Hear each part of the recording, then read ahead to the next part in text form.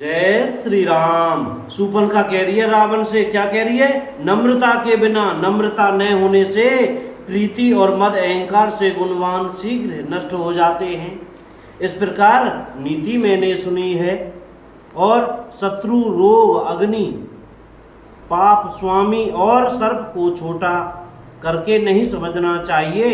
ऐसा कहकर शूर्पणखा अनेक प्रकार से विलाप करके रोने लगी। रावण की सभा के बीच वे व्याकुल होकर पड़ी हुई बहुत प्रकार से रो रो कर कह रही है, अरे दशग्रीव, तेरे जीते जी मेरी क्या ऐसी दशा होनी चाहिए? शूर्पणखा के वचन सुनते ही सभासद अकुला उठे। उन्होंने शूर्पणखा की बाह पकड़कर उसे उठाया और समझाया। लंकापति रावण ने कहा, अपनी बात तो बता, किसने तेरे नाक कान काट दिए? वह बोली, अयोध्या के राजा दशरथ के पुत्र, जो पुरुषों में सिंह के समान हैं, वन में शिकार खेलने आए हैं। मुझे उनकी करनी ऐसी समझ पड़ती है कि वे पृथ्वी को राक्षसों से रहित कर देंगे। जिनकी भुजाओं का बल पाकर हे दशमुख मुनि लोग वन में निर्भय होकर विचरने लगे हैं। वे देखने में तो बालक हैं, पर हैं काल के समान। वे परम धीर, श्रेष्ठ धनुर्धर और अनेकों गुणों से युक्त हैं।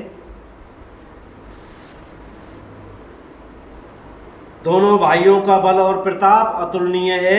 वे दुष्टों के वध करने में लगे हैं और देवता तथा मुनियों को सुख देने वाले हैं। वे शोभा के धाम हैं, राम ऐसा उनका नाम है। उनके साथ एक तरुणी सुंदरी स्त्री है। विधाता ने उस स्त्री को ऐसी रूप की राशि बनाया है, 100 करोड़ रति कामदेव की स्त्री उस पर निछावर हैं। उन्हीं के छोटे भाई ने मेरे नाक कान काट डाले। मैं तेरी बहन हूँ, यह सुनकर वे मेरी हंसी करने लगे। मेरी पुकार सुनकर खरदूषण सहायता करने आए, पर उन्होंने क्षण भर में सारी सेना को मार डाला। खरदूषण और तिसरा का वध सुनकर रावण के सारे अंग जल उठे। उसने शूर्पणखा को समझाकर बहुत प्रकार से अपने बल का बखान किया, किंतु मन में वह अत्यंत चिंतावश होकर अपने महल में गया। उसे रात भर नींद नहीं पड़ी। वह मन ही मन विचार करने लगा, देवता, मनुष्य, असुर, नाग और पक्षियों में कोई ऐसा नहीं जो मेरे सेवक को भी पा सके।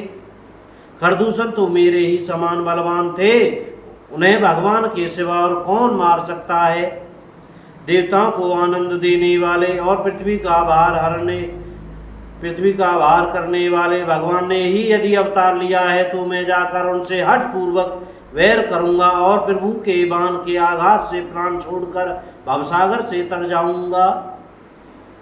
इस तामस शरीर से भजन तो होगा नहीं, अतः मन, वचन और कर्म से यही दृढ़ निश्चय है। और यदि मैं मनुष्य रूप कोई राजकुमार होंगे, तो उन दोनों को रण में जीतकर उनकी स्त्री को हर लूंगा।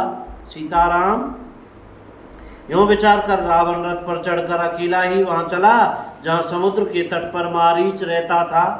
शिव जी कहते हैं, हे पार्वती, यहाँ श्री रामचंद्र जी ने जैसी युक्ति रची, वह सुंदर कथा सुनो। लक्ष्मण जी जब कंद मूल फल लेने के लिए वन में गए, तब अकेले में कृपा और सुख के समूह श्री रामचंद्र जी हंसकर जानकी जी से बोले, सीताराम। बोल श्री हनुमान जी महाराज की जय हो। चमेली वन धाम की जय हो। राजा रामचंद्र की जय हो। अयोध्या धाम की जय हो। वृंदावन धाम की जय हो। सब संतन की जय। अपने अपने गुरु महाराज की जय। जय श्री राधे श्याम। भैया बोलने में, पढ़ने में, कहने में हमसे कोई गलती हो गई हो तो कृपया क्षमा करते रहिएगा। और मुख से सीताराम सीताराम, राधे श्याम बोलते रहिएगा भैया। जय राम जी की।